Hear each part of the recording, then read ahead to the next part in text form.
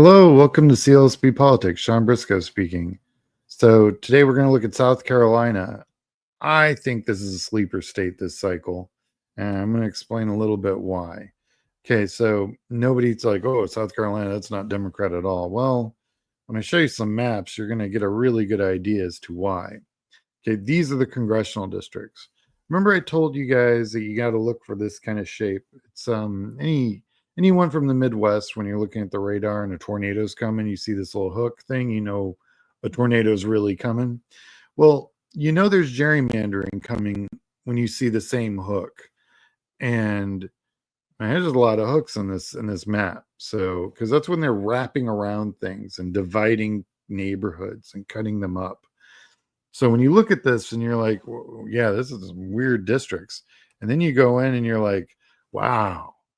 Yeah, the 6th district, which is 65% Democrat, 34% Republican. And then everyone else is in the 30s and 40s as far as Democrats go. You're like, wow, that's a really Republican state, right? Well, and then you look at the map, you're like, oh, look at all that red. Wow, that's crazy. Look at all that red. What's that? There's, man, Democrats just have like that one little congressional district, and that's about it, right? Well, that certainly is what the Republicans want everyone to believe. That's definitely what the maps will tell you when you only look at them like this. But then when you do this, you're like, there's a lot of blue. Not only is there a lot of blue, there's a lot of white. In fact, there's more blue and white in this state than there is red.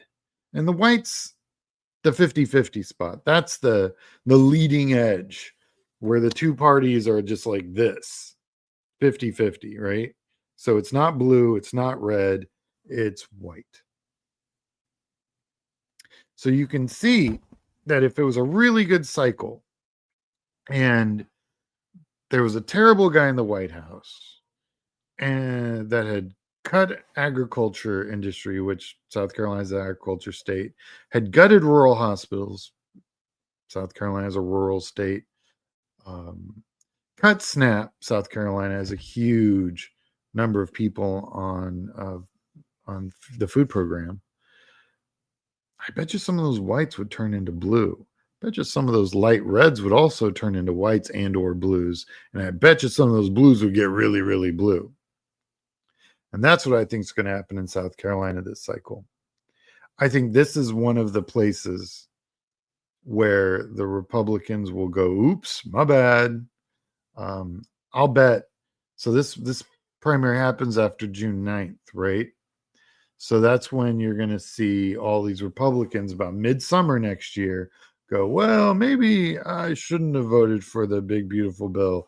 Maybe we should re-implement all of the, because then after June 9th, they can't get primaried by Trump or right-wing nut jobs that own and operate the Republican primary. You're going to see all these Republicans all of a sudden not be so, super pro-Trump because this is it. This is the last cycle he'll have really any say. Because by the time they run again, he'll be a lame duck in 2028. So that's what I think is going to happen here. And then it's just up to the Democrats to push it. Because when you look at the demography, this is a diverse as hell state, right? That is a lot of everything but red. Hispanic, African American, Asian, you've got just about every group represented in this state. So, and it's a relatively young state. I do a lot of demographic work when I talk about the average age of a state, and I've done this one, and it's in its late 30s. It's a millennial state. So, definitely, I think South Carolina is one of the ones to watch. Real quick, if you haven't already, like and subscribe. You can catch me on YouTube, Blue Sky, Instagram, TikTok, and Substack. If you'd like to donate to the work I do on this channel, and I'm putting out a video every day for the next year.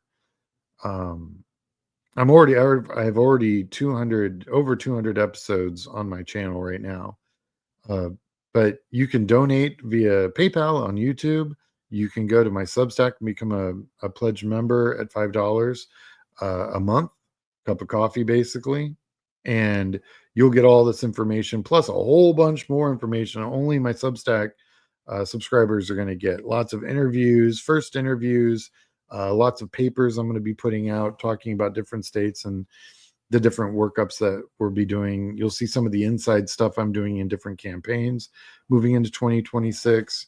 So it's going to be a really, really interesting year. So go check it out. Let's go to Congressional District 1. Oh my gosh. So many people are running for this seat. This is kind of the middle high end of number of people that are running for any one given congressional district as I've done my research. And when we look at the money, you're looking at kind of you've got of course, Sam McCown is the Republican. He's already raised $1 million. Look at his debt. This guy's self-financed his campaign. He's not actually raising, he's raising a little bit of money, but his debt's like $865,000. That's something I like to look at with a lot of these campaigns, especially if you see $1 million non-incumbent. Where did that money come from? Usually their own pocket. And that's what you see here. You see Mark Smith also has a good bit of debt. Now Mac DeFord has zero cash on hand, but Mac DeFord's putting in a lot of infrastructure. He's already spent $457,000. That's called locking in logistics. So I'm curious to see how Mac's fundraising goes forward. He has no debt, but he doesn't have any cash on hand right now. So that's going to be interesting to see how that plays out. That's called betting ahead. And that means he's locked down vendors, paid for stuff up front. So his stuff's already paid for. He doesn't really have to worry about it. That it will be there when he gets there, kind of thing. And that's not necessarily if you can do that, it's a good it's a power move. So, and then you've got Robert Beers, who also has done that. He's got lots of front end expenditures taken care of. So that's an interesting strategy. It's one I've seen campaigns use before. Rarely do you see two of them doing the same thing in the same district. So that's kind of interesting. So definitely this is going to be one to look at moving forward. District 2 doesn't have as much going on.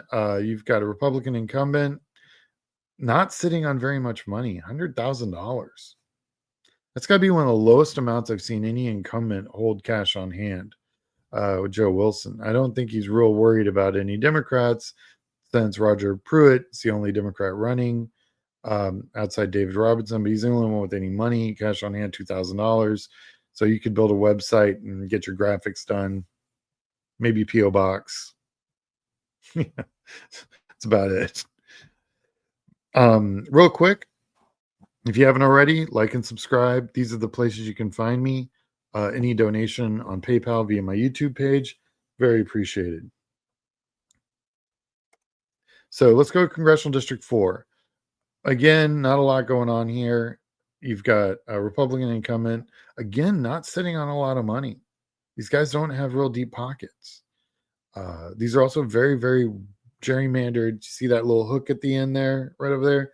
So you can tell it's gerrymandered. A lot of gerrymandered districts here in South Carolina. So a lot of these Republicans are not going anywhere unless the Republican primary has any business. District 5.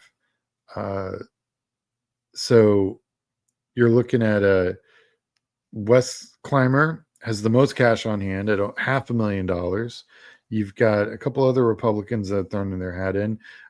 As far as Democrats go, Mallory Dittmer is the only one who's raised any real money. Yeah, that's kind of what this district looks like. I'm going to be curious to see when they become more contested. I go and I do a deeper dig on these. Like I said, these are big overviews of the whole state. District 7, Democrats not probably going anywhere. This is when you're sitting on almost $1 million. Of course, this is all back in September, so they're probably at $1 million by now. Only Democrat running, John Vincent. God bless you. You're running. You're doing God's work.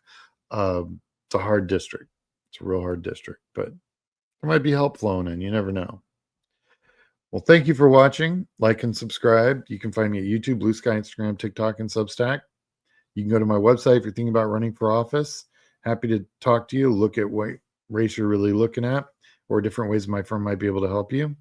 So definitely give me a look. So I just want to wish everyone a good day. And like I said, I've got videos going out daily on all of this stuff. So stay touched. All right. Talk to you later. Bye.